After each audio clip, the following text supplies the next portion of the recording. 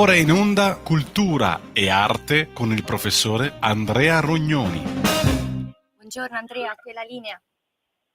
Grazie Natalia, oggi puntata davvero particolare presso i mercatini di Natale di una città di media, piccolo-media grandezza, non ha importanza che città è una città del nord, chiaramente, che vive giornate pulsanti, forse già anche per l'anticipato freddo, in vista di Natale. Il tema è un tema da cultura popolare, perché la cultura popolare si è incanalata negli ultimi 20-30 anni su una prospettiva di marketing di alto livello, non direi, insomma, di livello medio-basso, ma dove evidentemente tutta una serie di meccanismi, di marchingegni legati al fatto di vendere a prezzi abbastanza ridotti, abbastanza popolari. Dico abbastanza perché una volta c'era anche di meglio, proporzionato anche al clima e alla situazione economica di una volta, ma siamo in tempi di inflazione, siamo in tempi di rincaro generale, eccetera. E ovviamente questo anche in attesa delle altre notizie che arrivano, che ho già sentito per opera dei nostri direttori e del sempre puntualissimo Antonino Danna sulle notizie relative alle ultime elezioni, che insomma mi sembra di capire confermerebbero un trend anche di differenze regionali, che poi è il senso ultimo anche di un modo di vedere le cose dal basso e non dall'alto, laddove evidentemente anche il federalismo è il frutto, e la riflessione sul federalismo è il frutto di un modo di giudicare il mondo che vede più le diversità che l'unità assoluta del discorso. E ai mercatini di Natale si parla di quello che c'è, fiumi di vin brûlé. Non siamo in Germania, non siamo in Südtirol, ma siamo evidentemente in un contesto padano e italiano che apprezza questa tipologia di bevanda, vin brûlé, cioccolata calda, altre bevande che sono tipiche della stagione. Tante bancarelle che popolano il centro di questa cittadina con quello che voi immaginate e che vedete normalmente, abbigliamento, piccolo arredamento, altra pasticceria, non alta, ma altra pasticceria oltre il cioccolato di varia natura. Insomma, tutto quel putpurri che poi alla fine piace al gusto nostro, più o meno naturalmente a seconda di tante sfumature che di cui non stiamo a parlare. Naturalmente questo è lo sfondo di oggi, e se ci sarà da raccontare quello che accade in questo mercatino di Natale, quello che fa la gente, come quanto spende, lo facciamo, però noi in realtà andiamo avanti col nostro programma e, come vi avevo preannunciato, la puntata di oggi sarebbe stata un po' una postilla, un prolungamento della puntata di sabato sulle grandi morti femminili illustri di questa settimana. Alice ed Helen Kessler e la milanesissima, a questo punto, stando anche alle testimonianze di tante persone che hanno parlato post mortem, Ornella Vanoni. E allora noi qualcosa già abbiamo detto, e il trauma inferto dalle gemelle Kessler è enorme. Poi però vi preannuncio che parliamo anche questa puntata della storia dell'idea del bambino selvaggio. Dopo gli ultimi avvenimenti e la situazione che si registra in Abruzzo, come diciamo palcoscenico anche di un modo di vedere e valutare le cose che sono tipiche della cultura popolare.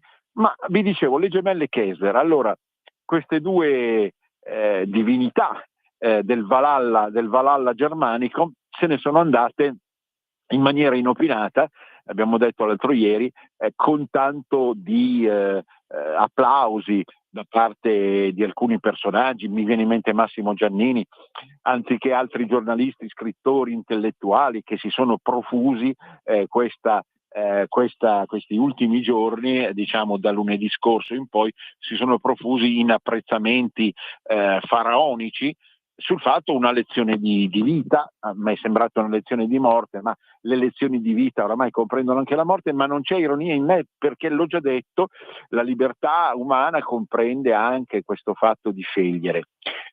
Peraltro, cioè, quello che poi è stata un'esecuzione che qualcuno, secondo me non allontanandosi dal vero, ha definito nazista nelle modalità, cioè nel calcolo, nel dettaglio, nella pianificazione precisa appunto di un evento che molti altri suicidi fanno in maniera improvvisa da un giorno all'altro, ma non è stato così per loro due. Ma al di là di tutto questo, diciamo così, nel ricordo assoluto di quelle che sono state serate felici, felicissime della nostra infanzia, della nostra adolescenza o della gioventù di qualchedun altro, forse più vecchio di me, e nel ricordo che sfiora la dimensione sensuale, ma una dimensione sensuale che era quella di allora, cioè di un'immaginazione più che di una realtà. Peraltro chi effettivamente guardava con occhi d'infanzia le due, ne vedeva quasi appunto dei numi tutelari del Valhalla germanico che scendevano in Italia per far ritrovare ai due popoli quella intesa, quell'armonia, quell'alleanza morale, culturale e politica che si era andata perdendo dopo i fattacci della guerra. Così mi sembra di poter interpretare quella che fu la trovata dei sabati sera di allora, assieme a un americano piccolo e famoso come Don Lurio, che è stato una sorta di Battista, di grande Pigmalione delle due, perché ha comportato sicuramente alla sua presenza il fatto di riuscire a tradurre anche in termini di godibilità infantile quello che si presentava come monumento alla bellezza teutonica.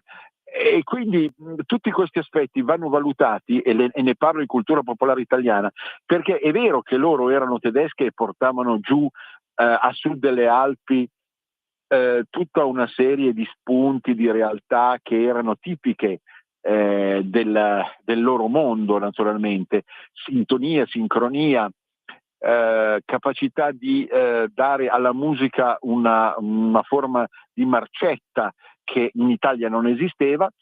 Mi viene in mente ovviamente soprattutto il Dada Umpa, però il modo con cui appunto le due venivano presentate in televisione e poi il modo con cui reagiva la popolazione italiana a suon di 30 milioni di audience, che era tipico della TV di allora, è strabiliante, risulta strabiliante. Risulta strabiliante in quell'ottica che era l'ottica degli anni 60-70, cioè quella di riuscire a riscoprire il piacere della vita.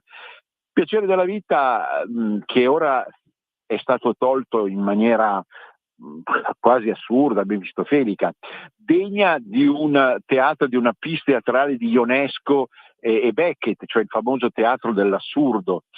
Le due presenze, appunto come gemelle, ma anche come dee del mondo degli anni 60, scelgono, no, di morire in condizioni che non appaiono francamente già disastrose, deleterie, decrepite, a parte l'età non è oggi come oggi, 88-89 anni non si è sicuramente decrepiti, ma a parte questo ovviamente sembra che non ci fossero delle malattie reali così forti e così profonde da far pensare sicuramente che si dovesse arrivare a questo punto. È naturalmente un argomento spinoso, perché poi la mia volontà di trattarlo dal punto di vista della cultura popolare non impedisce di vederne l'assunto e la possibilità di giudizio in senso lato, in senso ultimo. Vi citavo appunto l'onorevole Pillon, ma vi posso citare tantissime altre persone che, diciamo così, in un ambiente più di centrodestra che di centrosinistra, così non hanno giudicato particolarmente lodevole la scelta delle due gemelle. questo, dico, far cadere nel baratro con formulazione militaresca, appunto, come vi dicevo, nazi militaresca, tutto quel ben di Dio che c'era stato tanti anni fa, è parso anche e soprattutto al mondo italiano, padano, italiano e italiota, un pugno nello stomaco, che sarà difficilmente digerito nonostante le riviste rotocalchi che io continuo a comprare tra una lettura di Kant e una di Dostoevsky, perché comunque le riviste rotocalchi, io parlo qui vicino alla principale edicola della città dove mi trovo, le riviste sono la misura un po' del polso di quello che pensa la gente, nonostante però, perché le riviste, come si sa, tendono, diciamo, ad accettare alcuni tratti ideografici del mainstream attuale, no? Laddove evidentemente l'eutanasia oramai viene fatta passare come una forma di risoluzione plausibile, logica, fondamentalmente sana, ecco. Io non sono, se vi è passato per la testa che lo fossi, un retro moralista, passatista, reazionario, non lo sono assolutamente. E vi ho già detto subito, appunto, che esiste la libertà, che è il dono più bello e più alto, e non a caso questa radio si ispira a tutto ciò, che esista nel mondo, la libertà. Ognuno è libero di fare quello che vuole. È libero di fare quello che vuole, si intende, entro i limiti di una morale che è anche innanzitutto laica, nel senso che se io uccido qualcuno, arrivo a uccidere qualcuno, io evidentemente tolgo la libertà a qualcun altro. E se io arrivo a uccidere me stesso, tolgo a me stesso quella libertà che potrei vivere andando avanti a vivere, naturalmente. Ma io certo so benissimo che questo settore della cultura popolare va a scontrarsi con la difficoltà di avere delle notizie precise e profonde dal punto di vista tecnico, medico, con tutto che ovviamente il mondo della medicina è diviso in due e in parte ovviamente dipende dalla morale stessa e diventa difficile appunto dare dei giudizi tranchant al di là delle battute che ho già sentito di tantissime persone che pur afferiscono a una visione tradizionale, che dicono poverini, a un certo punto perlomeno sono morte assieme, che senso aveva più la loro vita, eccetera eccetera eccetera. Quindi lontanissimo da me comunque dare dei giudizi moralistici di nessun genere. Se loro hanno creduto bene di far così, va bene, accettiamo questo fatto. Però, ripeto, un concetto fondamentale che mi sembra, nella mia sempliciotta capacità di osservazione del mondo, che non passa attraverso le scienze naturali, biologiche, le scienze mediche, ma passa attraverso una conoscenza di base, nessuna creatura terrestre, essa sia vegetale o animale, cerca la propria morte. Nessuna. Cioè, andate un po' a vedere la situazione. Un conto è rischiare di morire sapendo di dover affrontare certe sfide, ma un conto è cercare in maniera volontaria, precisa, determinata, irreversibile la propria morte. E non si vede perché francamente io ragiono secondo una logica che è una logica naturalista, ripeto, escludiamo la religione in questo caso, e teniamo conto, come ha detto Pillon, che nell'antichità il principale medico praticamente dell'antichità, che ha fondato anche tutte le maggiori scuole di medicina della Grecia, sosteneva che appunto non va procurata la morte, quindi saremmo in un contesto assolutamente non cristiano. Quindi io non voglio tirare in ballo Dio, la Madonna e i santi in colonna. Non mi interessa sotto questo piano il discorso, mi interessa dal punto di vista di una logica naturale, che è quella lì. Nessuna creatura extraumana cerca la morte. Noi lo possiamo fare, anche perché il livello di coscienza sembra superiore, dico sembra senza ironia, e quindi esiste la libertà di farlo, però secondo me va contro la logica complessiva dell'essere, dell'esistere, che cerca la vita in tutti i casi possibili, anche quando si trova in una situazione di estrema difficoltà. Noi, devo dire, non posso tacere questo fatto, abbiamo avuto, vada anche a beneficio di Natalia, che non può aver conosciuto il passato della radio da cui parliamo oramai da una trentina d'anni. Noi abbiamo avuto il caso di una certa Silvia Sanzini, qualcuno di voi se la ricorderà, ottima presentatrice e conduttrice radiofonica del sabato mattina, che purtroppo nel 2011 è caduta in uno stato che io chiamo, a livello di cultura pop, di catalessi, cioè praticamente una sorta di trauma cerebrale che l'ha ridotta in fin di vita, e così è stata per 8 lunghissimi anni. Non ha importanza le idee che aveva Silvia Sanzini, che erano comunque contro l'eutanasia, ma non è questo il punto. Lei ha sofferto, o noi induciamo mentalmente una forma di sofferenza difficile da valutare fino in fondo per il suo livello di coscienza, che è durata però 8 anni, fino allo spegnimento naturale di tutte le funzioni corporee. Quindi questa radio, diciamo, nel suo piccolo, ha avuto degli esempi di persone che hanno saputo superare la tentazione dell'eutanasia, naturalmente. Teniamo sempre conto che quel mondo filo-eutanasico è un mondo, non si può tacerlo, soprattutto di sinistra, post-marxista e radicale, che ritiene appunto essere consustanziale alla libertà umana anche il potere assoluto della vita e della morte. Cose che peraltro, guarda un po', avevano già scritto o pronosticato o diciamo propalato certe teorie di estrema destra del Novecento. Pronto? Pronto? Abbiamo una chiamata se vuoi, Andrea. Sì, ecco, prego, sentiamo, pronto? Sì, buonasera professore Lisetta. Allora, sempre Carissima, sulle sorelle prego. Kessler, se non le dispiace professore. Va bene? Dica. Allora, Dica. pronto? Mi seguite? Sì. Mi dica. Allora, Prego. Sì. io direi di mettere: la vita appartiene solo a se stessa. Allora, professore, oggi so benissimo perché si decide di morire a 89 anni con un suicidio assistito. La notizia, mi sembra, ripropone il dibattito sul tema spinoso del fine vita, ma sempre con gli stessi limiti e fraintendimenti etici. La cosa sa tanto di omicidio volontario, tanto da smuovere inutilmente, secondo me, la magistratura e le coscienze religiose, ma il punto cruciale è la legittima rivendicazione della proprietà della vita. Allora, sgombro il campo dagli equivoci.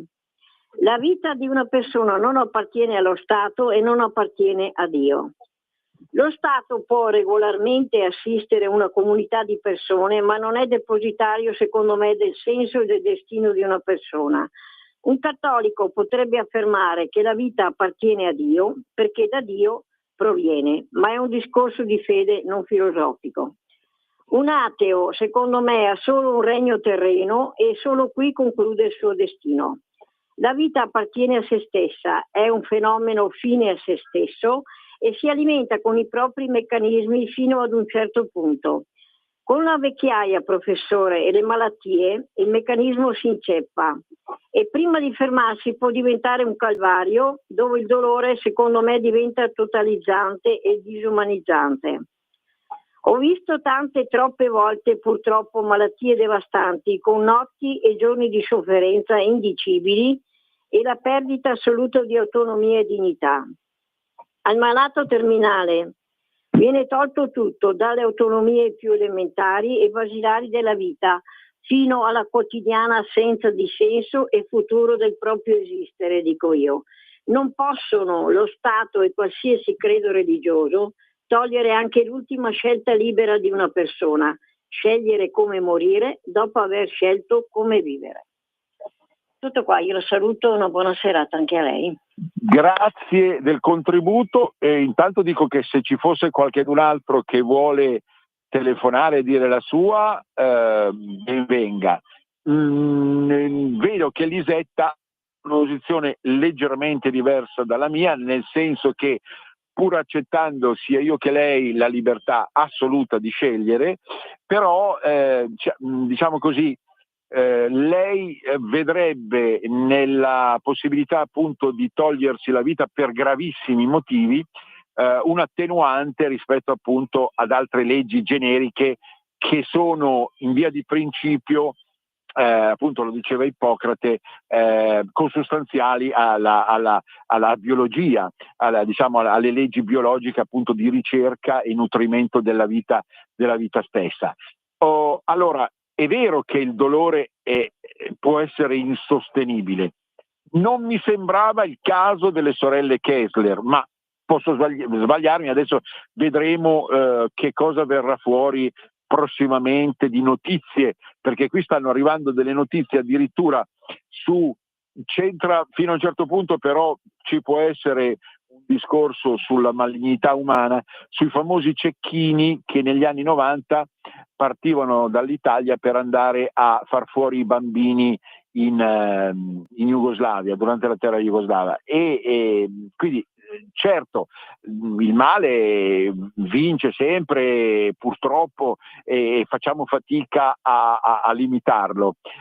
La politica o la metapolitica dovrebbe essere un modo per limitarlo, non so se ci riesce fino in fondo, però ecco, quella posizione che ci dice che il dolore può essere effettivamente inaccettabile è opinabile, secondo me. La mia risposta a Lisetta è opinabile per tantissimi motivi. Ci sono persone che comunque, attenzione, a 40-50 anni si sono ammalati di tumore e hanno dovuto andare avanti mesi con la morfina, quindi per superare questo dolore fortissimo, ma non hanno mai pensato effettivamente di togliersi la vita. Cioè, e qui, ripeto, è un discorso che esula poi dalla cultura popolare in sé e va a finire su un fronte giuridico, penale, che non mi compete, di cui non sono padrone della materia, naturalmente. Lo so che il dolore è terribile, lo so benissimo che il dolore è terribile.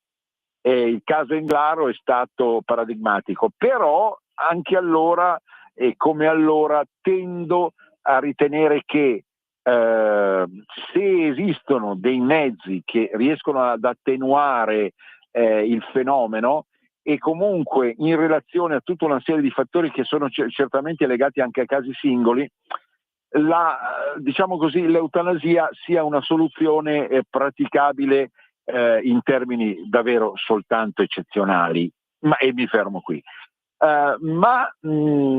Poi adesso vediamo il tempo che passa. Intanto qui noto al mercatino che sto frequentando che effettivamente la gente non è più propensa a spendere come una volta per tantissimi motivi.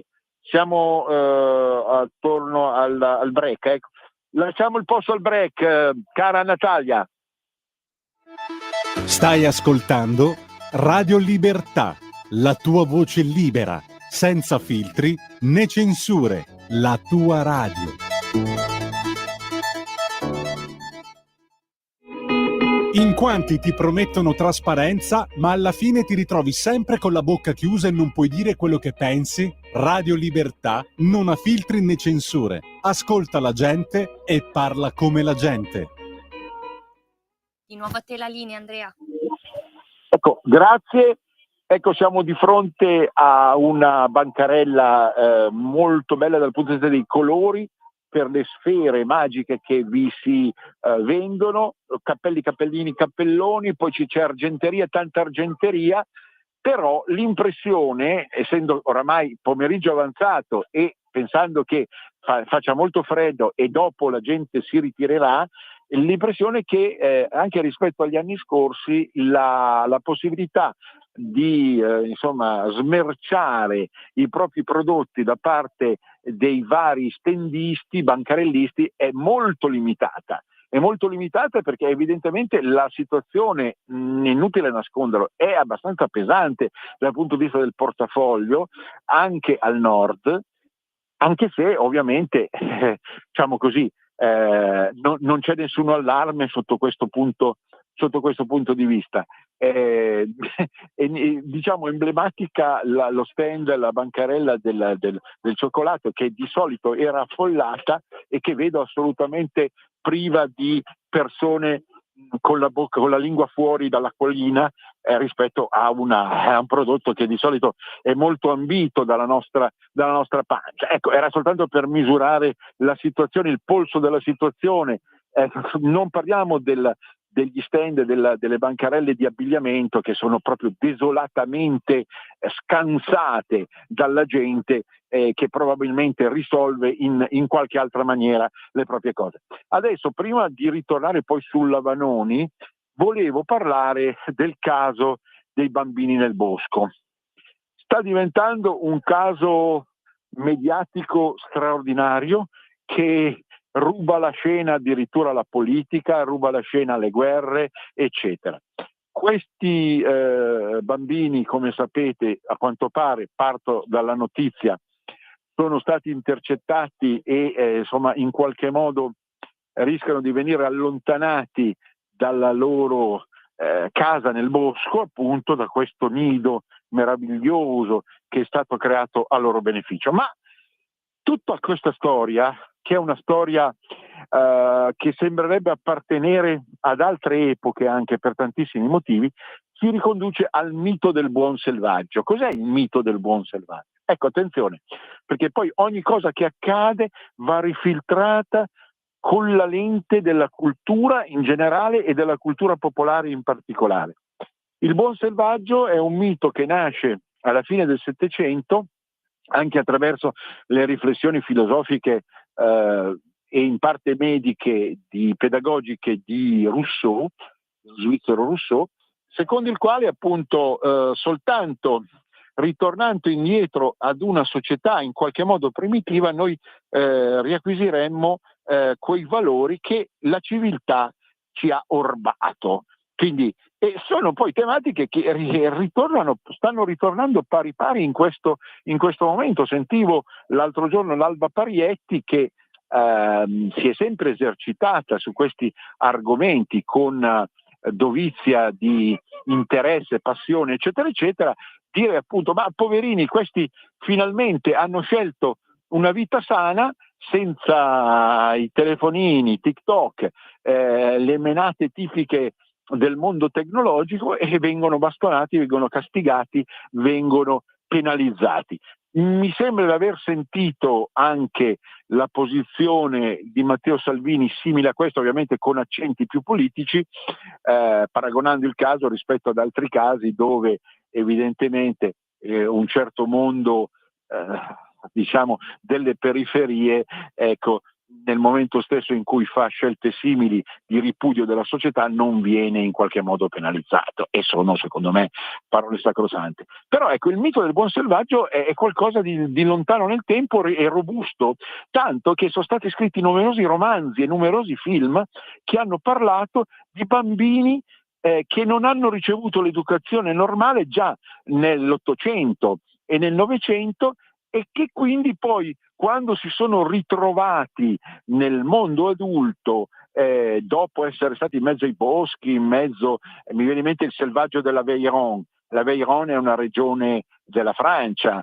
il romanzo ha venduto milioni di copie, no? Sto ragazzino praticamente era stato educato alla Tarzan, a vivere in mezzo alla natura, poi si è ritrovato a dover fare i conti con una realtà ben diversa e triste, però appunto paradossalmente al positivo il ragazzino, cioè, come l'uomo primitivo, il buon selvaggio di Rousseau, e poi tutti i buon selvaggi che ci sono stati in questi 200 anni erotti, ha portato una ventata di sincerità, di amore, di speranza che gli altri avevano perso.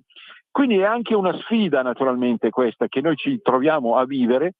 Tra l'altro, come hanno notato alcuni giornali, nel cuore di un'Italia spesso dimenticata, che è quella abruzzese, no? A Prutina, piena di antichi valori tradizionali, che qui è, insomma, non è soltanto un ritorno alla natura, ma un ritorno a una forma di cultura popolare che viveva di natura, che viveva di contatto diretto con la natura, che viveva di una forma di empatia con gli animali e con la flora, che adesso non esiste assolutamente più. Cioè, basterebbe qui al mercatino di Natale intervistare un ragazzo qualsiasi e chiedergli come sono fatti certi paesaggi che lui non conosce neppure, ovviamente, essendo nato e cresciuto in città, oppure andando a sciare in alta montagna fra impianti di risalita o al mare in mezzo a tantissima altra gente, tuffarsi così per ritornare così nella propria privacy, peraltro molto urbanizzato oramai, perché i nostri mari non hanno più varchi effettivi di isolamento. E allora di che cosa stiamo parlando? Il mito si ripropone nella misura in cui rappresenta una sfida di cui noi non sappiamo, non abbiamo contezza assoluta, perché i malevoli dicono che i ragazzini che crescono là in Abruzzo sono a rischio, in quanto si ritroveranno male in futuro perché non sono andati a scuola, non hanno fatto quello che hanno fatto gli altri, mentre c'è un'altra scuola, c'è un'altra opinione pubblica che li propone come modello rispetto a tutti gli altri, laddove evidentemente in forma seppur titanica ed eroica loro impartirebbero una lezione rispetto a quello che è poi diventato il trend che conosciamo tutti della gioventù e del mondo adulto di questi tempi, e che è tutto da verificare, naturalmente, è tutto da vedere, è tutto da verificare. È difficile dare un giudizio assoluto, anche perché la cultura popolare non vuole dare dei giudizi assoluti. La cultura popolare tende a valorizzare volta per volta degli spunti, dei personaggi, dei problemi, naturalmente, che vede sempre con lealtà, senza eccessive arzigogoli mentali, ma con il realismo, la realpolitik che la rappresenta. Quindi effettivamente potrebbe succedere di tutto per questi ragazzi, ma è una bella sfida e loro lo sanno. E loro lo sanno, nel senso che comunque potrebbero essere stati educati anche al peggio da parte dei genitori, e quindi questo non costituirebbe neanche un trauma più di tanto. La possibilità comunque di verificare su se stessi in qualsiasi modo la capacità di resistere alle intemperie, al freddo, alle situazioni estreme, può essere un valore aggiunto che noi oramai non riusciamo più naturalmente a valutare, nella stessa misura in cui diciamo che il dolore è insopportabile in certi casi, ce l'ha appena detto Lisetta, e quindi effettivamente diventa difficile dare un giudizio tranchant su questa faccenda, ma il mito del buon selvaggio continua a persistere ancora e a resistere, forse in termini più forti di quelli di una volta, perché siamo intrappolati nella società virtuale, nella società che fa comunicare i ragazzi e anche oramai le persone adulte in maniera tale da non vedersi più, da non toccarsi più, da non toccarsi più fra di loro, ma da non vedere più un albero, un animale reale che non sia quello strettamente domestico. Quindi questa situazione di virtualità è diventata così forte da far crescere per contrappeso la sfida del buon selvaggio, di un buon selvaggio che certamente incarna la ribellione rispetto a tutto il male possibile che si è venuto a creare con la super tecnologia, con la super comunicazione, con tutto quello che c'è. Guardate che parla una persona che non si è mai permesso di andare, per esempio, come ha fatto qualcuno, seppur con un velo di innocenza, a rubare un frutto da un albero, perché comunque è nato e cresciuto, come la maggior parte di noi, in una società in cui c'erano i mercati per andare a comprare la roba, c'era tutta una rete di situazioni che impediva questo tipo di rapporto e questo tipo di realtà. Quindi molto spesso io sono caduto vittima di quella romanticheria, di quel romanticumo che vede la natura come qualcosa di meraviglioso senza conoscerla neanche realmente. Figuriamoci i ragazzi di oggi che appunto oramai chattano tranquillamente, amoreggiano in senso virtuale e saranno costretti, non lo dimentichiamo, a scrivere un contratto fra di loro quando andranno a letto, perché non si sa mai, potrebbe accadere che uno dei due sia un maschio femmina, femmina femmina, si lamenti del fatto che è stato costretto in qualche modo a provare il piacere o la sofferenza, non lo so a questo punto, della carne del compagno o della compagna. Quindi questa società in continua evoluzione viene richiamata con questa fenomenologia del buon selvaggio ad alcuni istinti primari che noi pensavamo di avere perso definitivamente. Ecco quindi la lezione che viene da questa realtà, da questo mondo, da questa vita, da questa vicenda che oramai ci vede interessati molto di più che, non so, il tennis della Coppa Davis, laddove naturalmente la terza vittoria della compagine italiana, anche senza Sinner, era abbastanza prevedibile, né più né meno insomma dell'esito delle elezioni di ieri e di oggi. Ornella Vanoni, adesso che è morta, capiamo quanto fosse il simbolo di una certa Milano. Qualcuno ha detto: ragazzi, con la morte di Ornella Vanoni muore Milano. Perché? Come si giustifica questa battuta? Si giustifica con la battuta che lei, partendo dalle canzoni della Mala, ma anche per il modo, la maniera, la forma, la coerenza con cui ha portato avanti alcune performance, sempre legate fortemente all'identità, cercava in tutte le maniere di tenere viva una certa milanesità. Tra l'altro qui siamo anche vicino ad una pista di pattinaggio su ghiaccio che al momento è deserta, in attesa naturalmente di qualcosa che avvenga a sconvolgere la situazione di tranquillità. Ecco, voglio sempre riportare il vissuto quotidiano, no? Di questa cultura pop del 2000 che vive di queste emozioni. Ecco, c'è un albero, qui c'è un albero, siamo al centro di questa città, c'è un albero, ma è un albero finto, non è un albero vero, è un albero di metallo. Sì, perché forse non lo sapete, ma oramai gli alberi di metallo hanno sostituito gli alberi, diciamo, di legno in moltissime città, e tutto questo naturalmente viene accettato perché fa scena, fa spettacolo naturalmente. Penso che se improvvisamente portassimo qui in questo momento ai mercatini, alla pista e all'albero di metallo con tutte le luci, portassimo i bambini, i selvaggi, i buoni selvaggi del Teatino, si dice, della zona di Chieti, rimarrebbero letteralmente sconvolti. Ma detto questo, Ornella Vanoni, certo, Ornella Vanoni, ne abbiamo già parlato. Io qui seguo paradossalmente una pista leghista, proto-leghista, perché l'ho sempre detto, ma lo dico con maggiore pacatezza. Alcuni personaggi del nord, soprattutto lombardi e veneti, diciamo, sono stati interpretati, sono stati mediati dalla televisione o dagli altri mass media come personaggi poco piacevoli.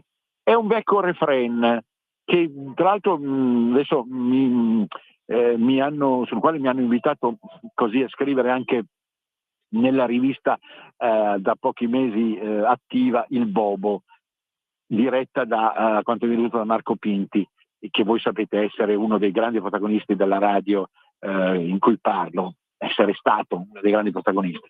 Pensate a Renato Pozzetto, pensate quanto Renato Pozzetto incarnasse l'immagine del cretino, lui non lo è mai stato cretino, ma nei film, nel modo di fare, negli sketch, eccetera, faceva buon gioco a una certa di televisione centralista l'immagine dell'utile idiota lombardo che insomma in qualche modo simboleggiasse un po' il polentone scemo.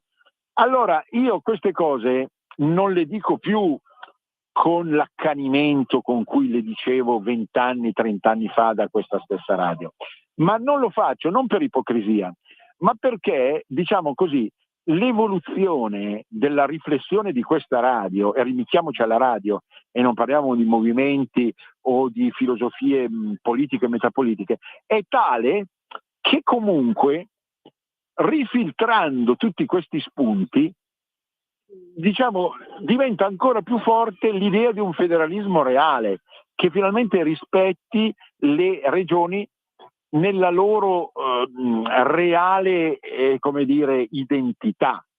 E allora tutto questo mondo dello spettacolo, dove Pozzetto era l'utile idiota, la Vanoni l'antipatica stronza, la stessa Mina, sì, sicuramente considerata la number one della canzone italiana, ma la stessa Mina come la traditrice che se ne va all'estero in Svizzera, nella Svizzera italiana dove si parla ancora un lombardo bello robusto e genuino, è vero, perché evidentemente ripudia l'italianità, quindi nasce come una forma di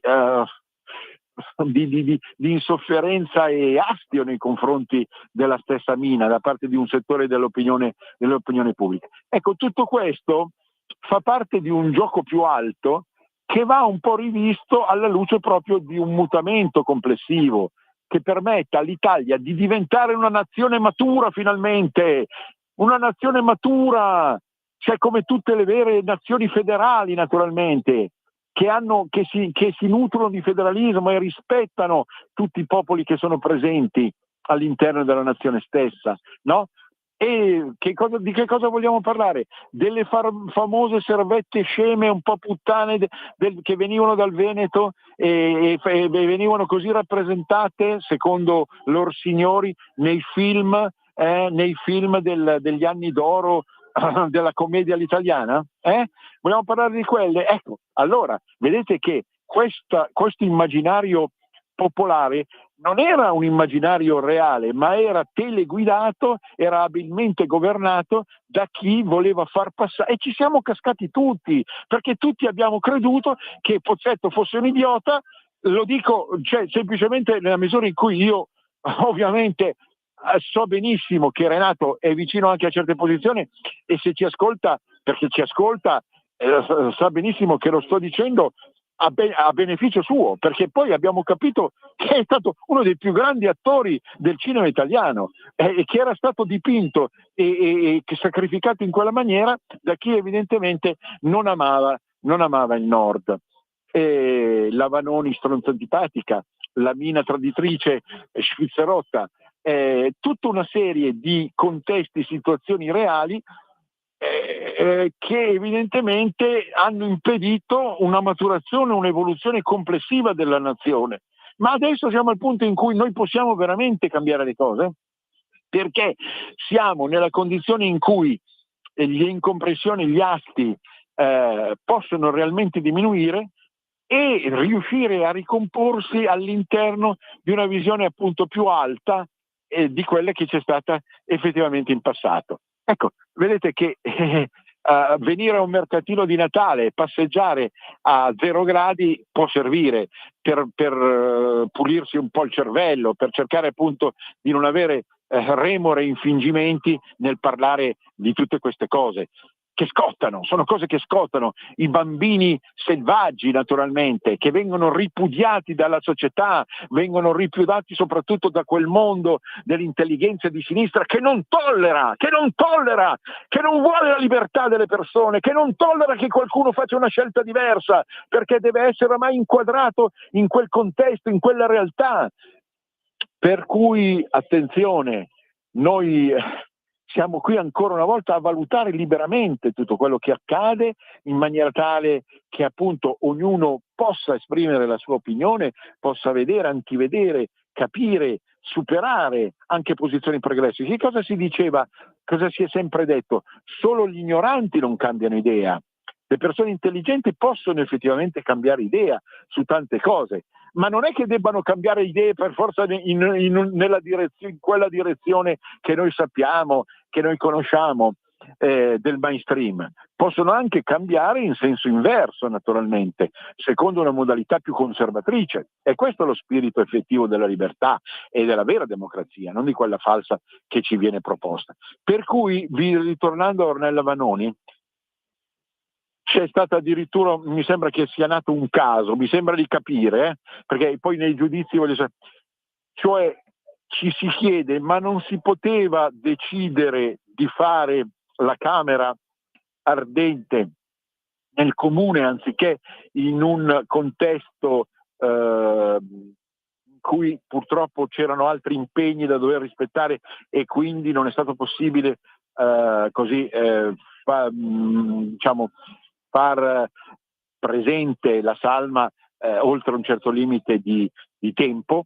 Ecco, vedete, sono piccole cose, no? Che in sé non contano fino a un certo punto, ma danno la misura di come in effetti il rispetto oggi sia l'ultima delle cose che contano. È sotto la suola delle scarpe, naturalmente. E lo dice uno che non è mai stato entusiasta in assoluto, perché sono state tante le cantanti, soprattutto le cantanti del nord, emiliane, lombarde, venete, piemontesi, liguri, che hanno fatto davvero la canzone, hanno costruito nella maniera straordinaria la canzone, ognuno a proprio modo e con una capacità e un gusto di non di allietare, ma di formare veramente le persone, come faceva la musica leggera effettivamente una volta, cosa che evidentemente lo sappiamo tutti, come sostiene anche lo stesso Semmi nelle sue trasmissioni, non è più all'ordine del giorno, tanto appunto da consigliare lui tutti questi musicisti indipendenti che devo dire sono tutti bravissimi, io lo seguo, è vero, giornalmente, Semmi, e tira fuori dei talenti che sono straordinari.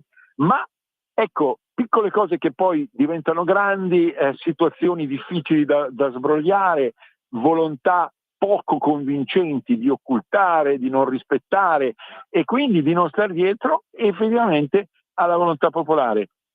Milano ha perso 20 e rotti anni fa Giorgio Gaber, adesso ha perso Ornella Vanoni, qualcuno dice Milano sta morendo. La vecchia Milano, la Milano di Brera, che noi frequentavamo da ragazzi, la Milano di certi locali tipici, di un certo modo di interpretare la vita, che era anche mala vita, ma paradossalmente al confronto dell'attuale più orrenda, malefica e disastrosa malavita, era addirittura una forma di intrattenimento curioso e piacevole.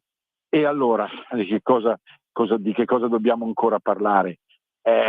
Certamente questa civiltà langue in tutte le sue forme, ma diciamo noi siamo qua sempre pronti a capire cosa può resistere veramente della nostra cultura popolare, regionale e popolare, per cercare di capire a cosa appigliarsi, non per conservatorismo, ma per capire poi realmente come può riconiugarsi la vecchia tradizione con le novità, che vanno anche accettate entro una certa forma e una certa misura, naturalmente. Vanno accettate, vanno capite, vanno valorizzate. Io ho fatto l'insegnante, non ho fatto così il curatore di eredità immobiliari, con tutto il rispetto naturalmente. Allora, vediamo un po' la situazione, perché io essendo in giro guardo a stento poi anche quello che è il livello, e sì, siamo davvero, mi sembra, alla fine.